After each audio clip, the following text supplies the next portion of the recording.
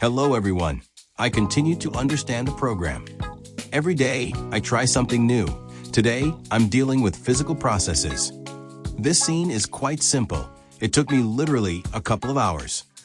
First, I made a cube, then multiplied it using the array modifier, made a wall of cubes. Then I placed a ball to animate it. First, I made the ball move towards this wall of cubes. Then I made the ball break the wall. I used the rigid body modifier on the ball, on the floor, and on the cubes.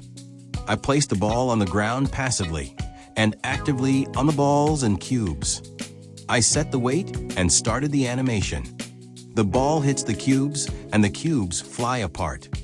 When I finished this scene, I noticed that the cubes were falling slowly. Somehow, they were falling very slowly.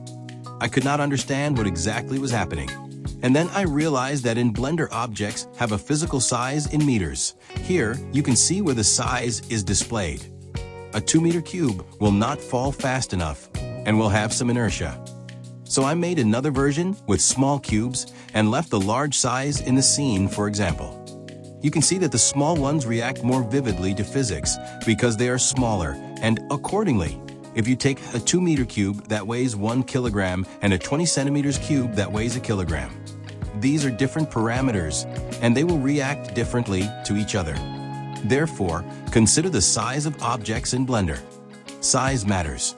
Here is such an experiment. Then I continue to study this world. Join, support with likes or subscriptions.